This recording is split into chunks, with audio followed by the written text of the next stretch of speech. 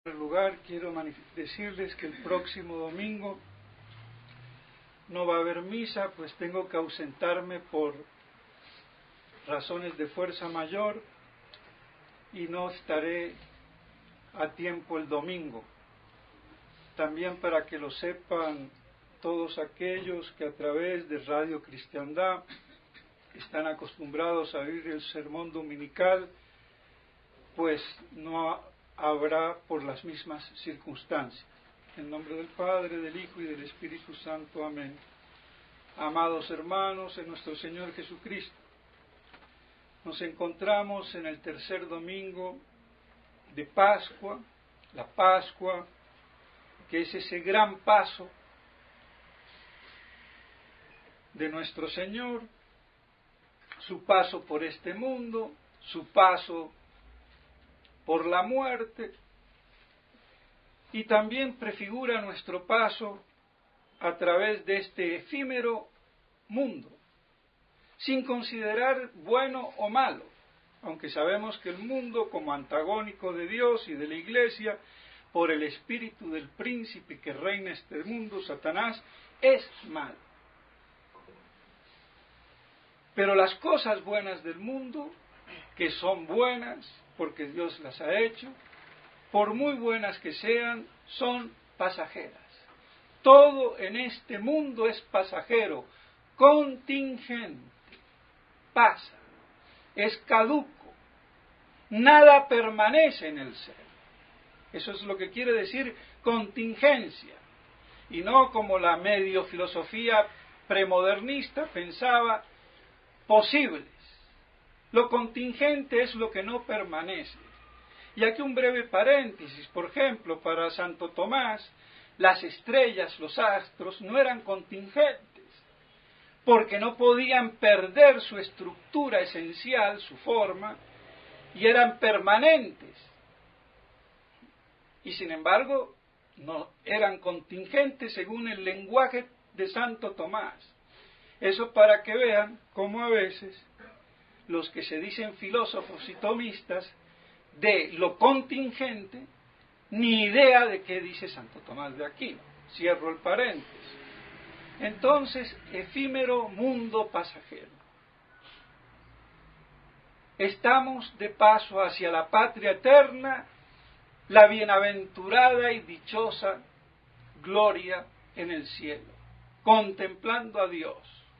Y por eso nuestro paso por aquí debe también de ser así, nuestra mirada puesta no en las cosas de este mundo, por buenas que sean, sino en las eternas de Dios. Ese es el espíritu católico. Todo otro espíritu es una transigencia o combinación de quererle poner una vela a Dios y otra al diablo o al mundo, donde Él es el príncipe y el rey, y que cada vez gobierna y subyuga más por la apostasía del hombre, y de los hombres de iglesia en primer término y lugar. Pues bien, así nos encontramos en este tercer domingo, y nuestro Señor, viendo a sus apóstoles tristes, porque veían lo que pasaba, esa angustia, les dice, para mitigar esa tristeza ante su inminente pasión, que un poco de tiempo y no le verán, y otro poco de tiempo y lo volverán a ver, porque se va al Padre. Y viendo que le querían interrogar porque no entendían qué era ese poco de tiempo, les da el ejemplo de la parturienta y de un gozo inestimable después de alumbrar. Entendemos, y claro está, que los discípulos no podían comprender en ese momento ¿a qué se refería nuestro Señor? con ese poco de tiempo. Pero a mí sí me asombra que no ya los apóstoles, que era normal que no lo entendieran, no lo entendieron después muchos padres de la Iglesia. Y haya habido una opinión tripartita, si se puede decir así, que condensa el mismo Santo Tomás. Una que se referiría a los 3 días que estaría muerto, no lo verían, y después lo verían 40 días resucitado. Otros a los 3 días, a los días precedentes a la muerte, para que no lo vean, y después los posteriores a la muerte para verlo. Y San Agustín, que dice que ese poco de tiempo es de la ascensión hasta la parusía. Poco de tiempo, no me veréis porque me voy al Padre, ascensión, está clarísimo. Y después me volveréis a ver porque vuelvo una segunda vez, dogma de fe, parusía. Y eso es lo que me asombra, que cómo no todos se dieron cuenta que era ese tiempo, el transcurso desde su ascensión hasta su parusía, como dice, y muy bien dice, San Agustín. Pero eso nos demuestra también que a veces no nos podemos poner a dudar con los apóstoles. Porque está bien que los apóstoles dudaran, pero yo por hacerme el santito, también voy a dudar como los apóstoles después de saber fehacientemente que hay la ascensión, y nuestro Señor aquí dice, porque me voy al Padre, y está más que claro. Pero ahí está, nos sirve la moraleja. Lo que para unos puede ser lícito, por el tiempo, lugar y modo como se dan, para otros ya no es lícito. Que los apóstoles no hayan entendido, perfecto. No conocían la ascensión de nuestro Señor. Me voy al Padre. ¿Cuál es ese poco? Pero después de la ascensión, y durante todo este periodo de la historia hasta la parusía, es evidente que nuestro Señor les estaba diciendo que no le verían, la Iglesia presente allí y representada en los apóstoles, a lo largo de la historia hasta la parusía, porque se iba al Padre, pero después lo volverían a ver, y ese gozo no se lo quitaría a nadie, ni aun el gozo pasajero que tuvieron con la resurrección, que les duró 40 días. Porque hasta eso, como hace ver el padre Castellani, fue un gozo que a los ojos humanos duró poco tiempo. Y por eso nuestro Señor, como lo sabía, les dice que en definitiva se deben de alegrar porque tendrán un gozo que nadie se los quitará, como la mujer que pare, que sufre, pero después se olvida porque ha dado luz a un hombre que viene a este mundo. Y todo lo demás es nada. Sufrimientos, dolores, angustias. Y ese gozo es imperecedero. Con lo cual nos estamos dando cuenta cómo nuestro Señor nos está manifestando que toda la historia de la Iglesia, desde su ascensión hasta la parusía, serán unos dolores de parto para la Iglesia y para cada uno de nosotros. ¿Y parir a quién? A todos los que por la Iglesia se asimilan a ella, entran en la Iglesia. hasta la parucía, y que esos dolores de parto serán peores, como lo son, al estar más próximo el evento por producirse. No es lo mismo los dolores de parto de una mujer al principio que ya a momentos antes de parir, donde se intensifica. Y entre más está cerca el hecho de alumbrar, más cruciales es la angustia, el dolor y el parto. Luego, es más duro el dolor de parto de la Iglesia en los últimos tiempos apocalípticos, previos a la parucía, que antes. Y así, recordarlo para que no sucumbamos ante ese dolor de parto de la Iglesia. Y el gran parto, no solamente de todos los que entren, sino de los que deben de entrar, incluido la conversión del pueblo elegido, de los judíos, que son dolores de parto apocalíptico, parusiaco, y por eso están en el filo de la historia, al borde, quizás en el preciso momento en que se produzca la parucía, viendo bajar a aquel que crucificaron y mataron por deicidas. Y ante eso se convierta, no antes, porque antes estarán a la cabeza como lugar tenientes de Satanás, aupando al anticristo político y religioso. Tremendo.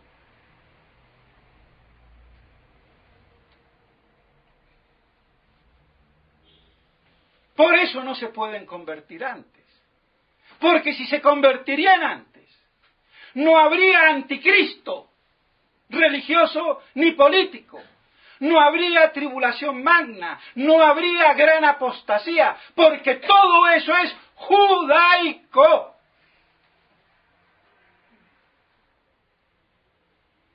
Bajo los influjos de Satanás, su padre. O sea que hasta que no haya esa confrontación y ese culmen del misterio de iniquidad,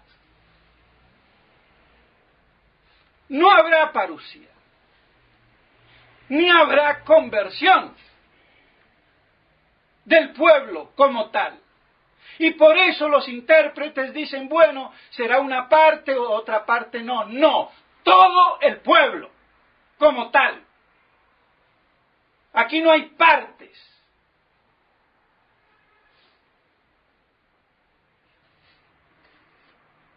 Aunque siempre puede haber material de desecho, que es distinto.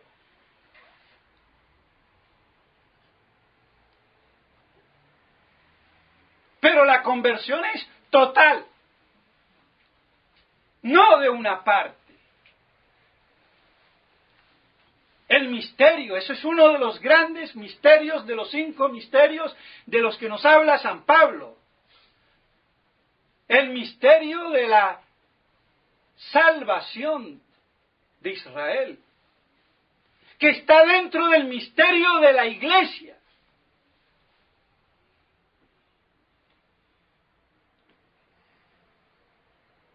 Y que está dentro también de ese misterio de la resurrección y de la vida. Y el gran misterio de amor contrapuesto el misterio de iniquidad. Por eso, mis estimados hermanos, es de una gran riqueza enfocada esta lectura del Evangelio desde la óptica apocalíptica, sin la cual no se entiende ni aun la interpretación de San Agustín, ni lo que dice nuestro Señor, los dolores de parto y después de gozo. Y no me está hablando de restauraciones efímeras de 25 años o de lo que sea. Me está hablando de gozo duradero, total, que no se acaba. Y no es el gozo del cielo. Porque el gozo del cielo antes es incoado en la tierra. Cuando nuestro Señor ponga todo bajo sus pies y haya una iglesia unificada de los judíos convertidos y de los gentiles fieles, y un solo pastor y un solo rebaño. Pero lamentablemente esto no se ha predicado así en la iglesia. Claro, no eran tiempos quizás tan apocalípticos como los nuestros, pero ahora, ¿quién lo va a negar? Y el que lo niegue, que salga de su supina ignorancia o incredulidad, que es peor. Y así entonces vemos la gran esperanza. La iglesia parturrienta y con dolores de parto sin mitigación. Y por eso en otro lugar, como señala el padre Castellani, en San Mateo se habla de la mujer que huye al desierto, que tiene un hijo, varón, y indudablemente es Cristo, pero que tiene otros hijos, que se dividen en dos grupos. Y por eso el padre Castellani dice, el Israel convertido, no el apóstata, sino el nuevo Israel convertido. Y pone mucho énfasis que esa mujer es el Israel convertido. Yo aquí haría un paréntesis. La iglesia y el verdadero Israel no es ni judío ni gentil, es tanto lo uno como lo otro.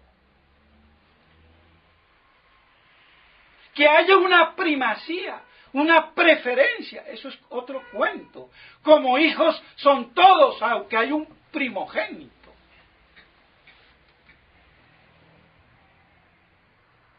Entonces yo vería la iglesia perseguida por el dragón que huye al desierto, se acrisola en el desierto como hoy se acrisolan todos los tradicionalistas firmes en la fe, sin contubernios, ni estampillas, ni estampitas, ni certificados de herejes apóstatas.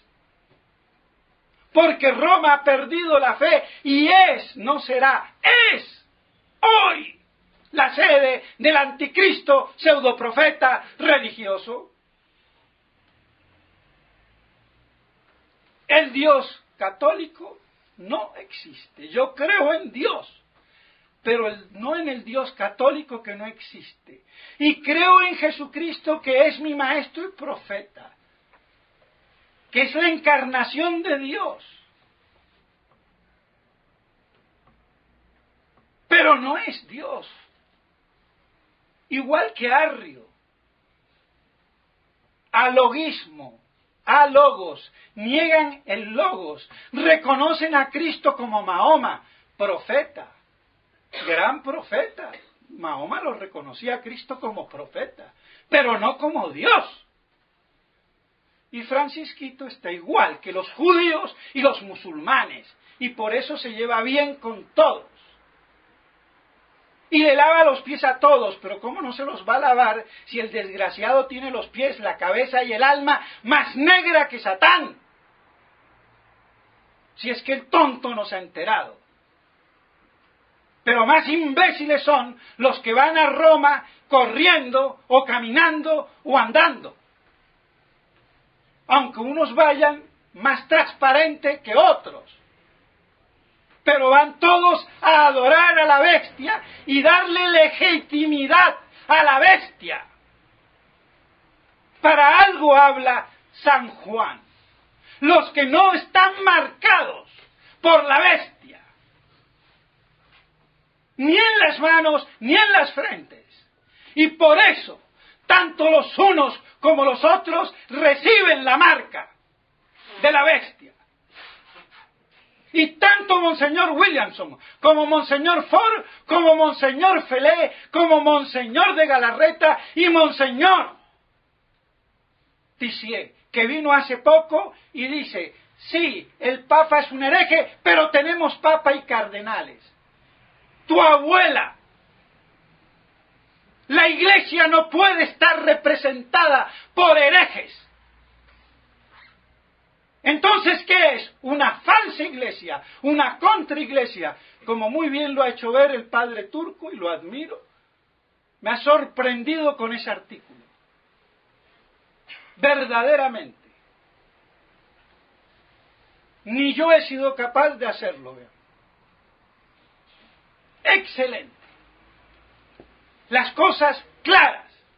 Y si yo no distingo la Iglesia católica reducida a un pequeño rebaño y la confundo con la falsa iglesia del anticristo religioso pseudoprofeta, estoy frito. Y por eso todos ellos están fritos. Y por eso a Monseñor Williamson no lo atacaron como a Monseñor Lefebvre. No dijeron en contra de Roma hereje cismático, ni a Monseñor Ford. Los dejaron tranquilitos. Simplemente una esquela muy protocolaria y suave. Están excomulgados por el derecho y punto. Pero no recalcaron tintas, porque todos pagan tributo, reconocen legitimidad y no dejan la posibilidad de lo contrario, que es la que se impone teológicamente. Porque aquí falta teología, sapiencia e inteligencia. Y que los dominicos de Abrillé, si son verdaderos discípulos de Santo Tomás, que no usen la inteligencia para decir disparates y utilizar a Santo Tomás de pantalla, porque Cayetano en esto está igual que Suárez, que era el gran antitomista. Entonces no vale para esa tesis decir el gran Cayetano tomista, porque tenemos a Suárez que decía lo mismo y no era tomista sino antitomista. Entonces, ¿en qué quedamos? Y que tampoco fue tan grande, intelectual y metafísicamente hablando, porque comenzó bien y se desvió. Pero no voy a entrar en esa disquisición filosófica que tiene 500 años.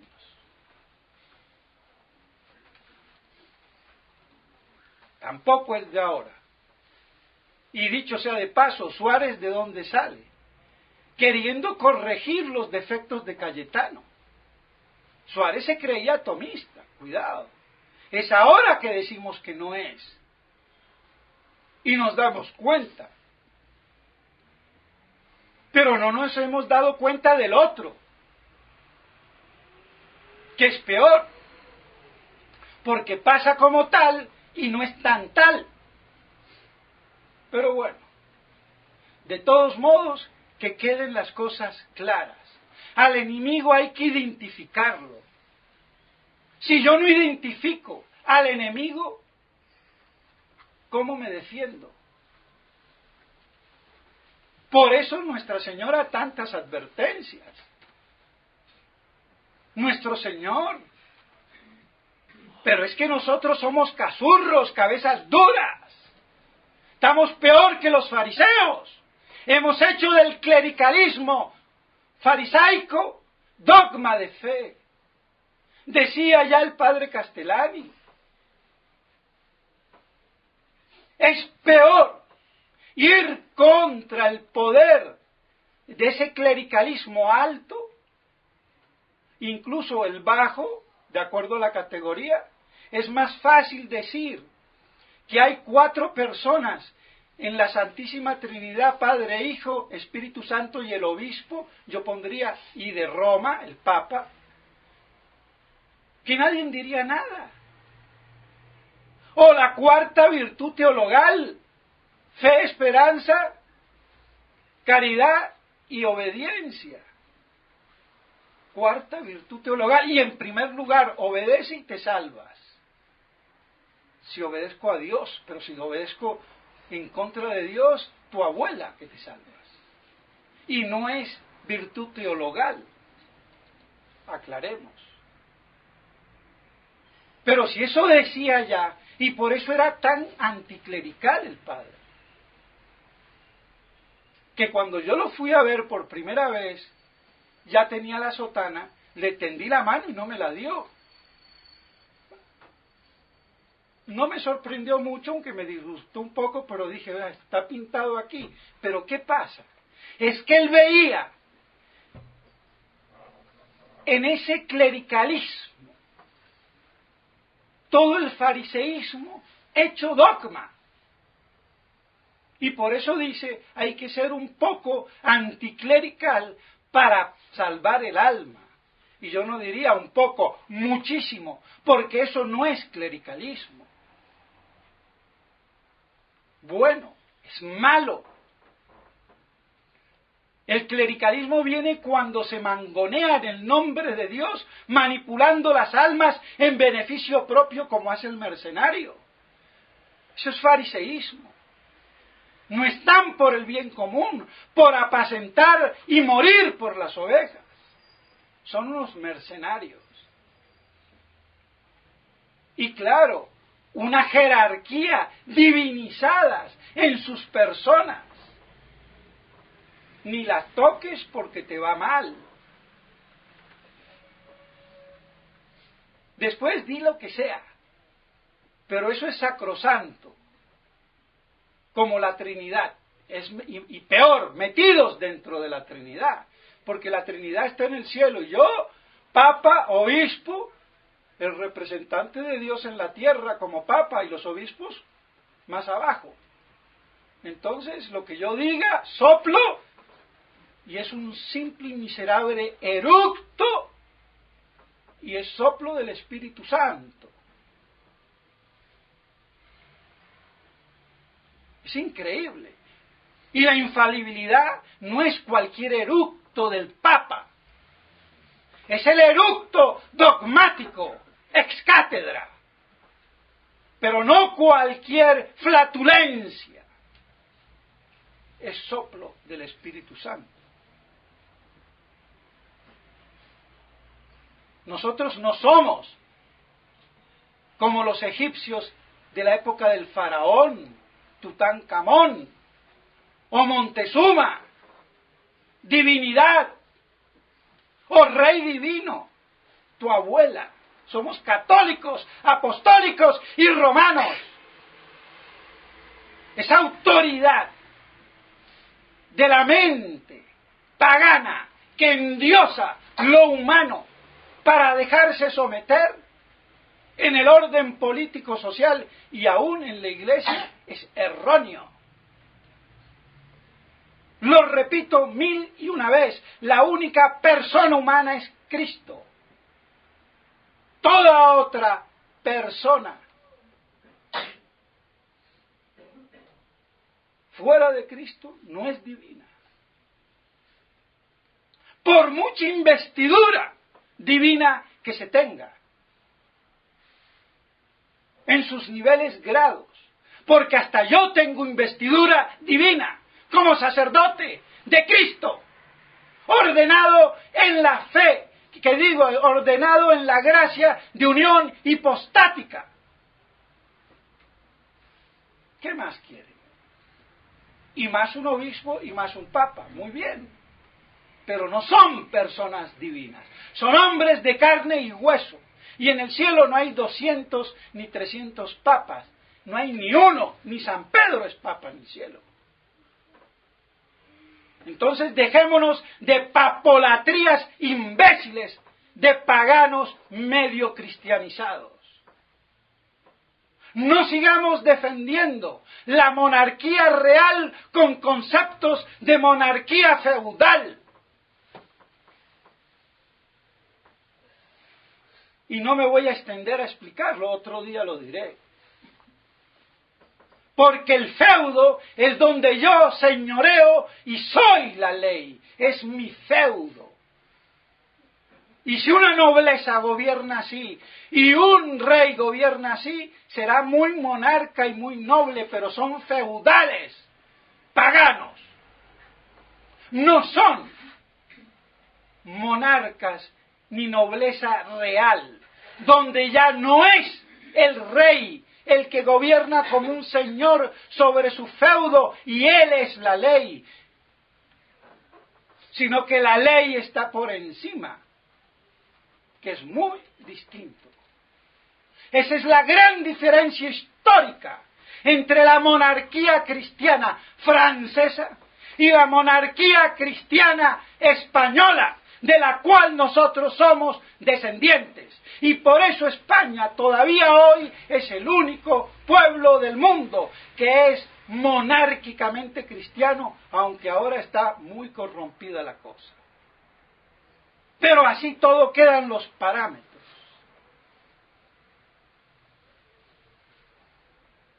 Y tampoco me voy a explayar. Pero vemos cómo de todo esto hay mucha miga. Pues bien, mis estimados hermanos, que así entonces, ese poco de tiempo, estos 2000 años, entre Ascensión y Parucía, poco más, poco menos, porque 4000 de Antiguo Testamento, 2000, ya van 6, y después me falta 1000 del milenio para hacer la semana de 7 días. Eso era lo que pensaban muchísimos santos padres. Y ahora ni padres ni santos hay. Así que, de todos modos, esos 2000 años, poco más, poco menos, de historia, dolores de parto que se intensifican, y vemos si no se intensifican hoy, qué división no hay. No hay cátedra. ¿Y cómo va a haber cátedra si no hay sapiencia, inteligencia, teología, doctrina? No hay. Es lamentable. Y si los hubiera, yo no tendría que hablar así. Tendría que ser un obispo. ¿Y a dónde están? Ninguno da la talla. Y que salte alguno por ahí, con su verdadero rostro y cara, no con imbéciles de segunda, o con blog de segunda, que lo firmen. Monseñor fulano de tal. A ver cómo le va.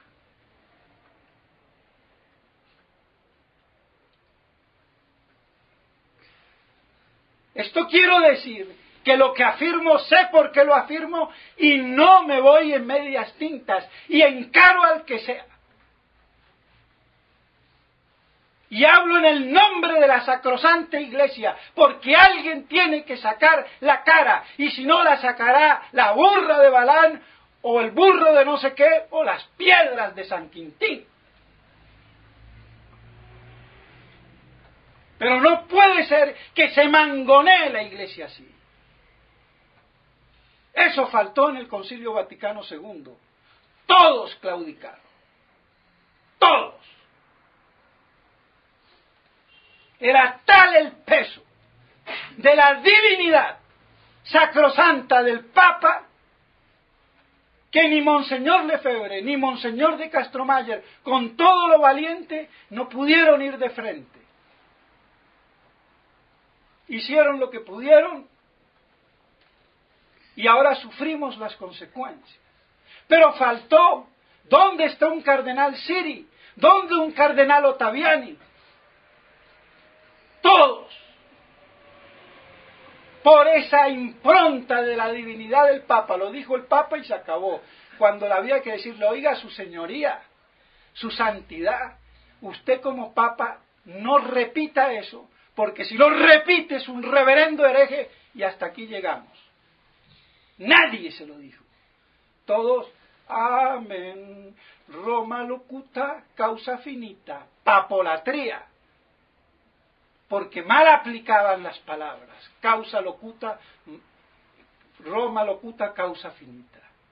Porque es cuando Roma habla como cátedra de la verdad y no como el dragón, con cuernos de cordero, pero habla como el dragón. Está dicho, todo está dicho simbólicamente en las Escrituras y en el Apocalipsis.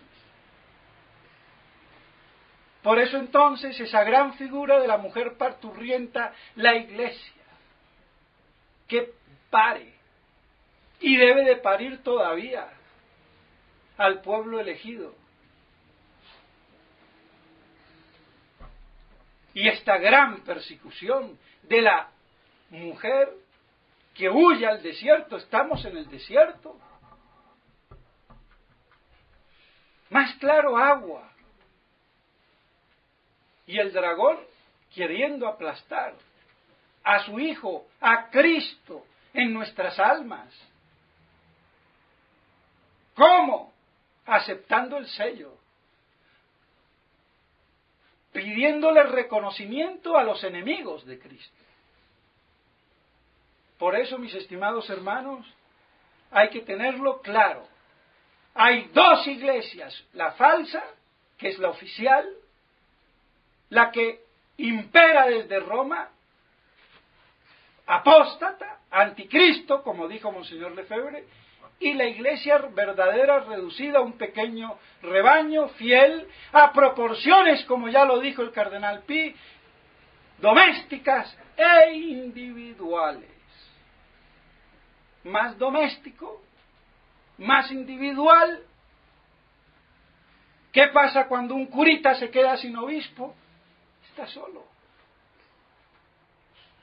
Y no se va a buscar con un padrastro, un obispo postizo. Es que ni aun los postizos, que servirían si defendieran la verdad, pero no la defienden, son antiapocalípticos. Entonces, ¿cómo se va a defender el rebaño con obispos antiapocalípticos? Imposible. Más vale que no los hubiera.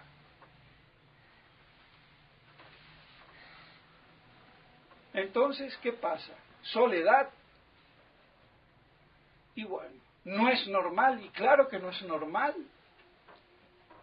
Pero Dios sabrá por qué ha permitido todo esto y por qué nos lo ha dicho. Cuando yo vuelva encontraré fe en la tierra.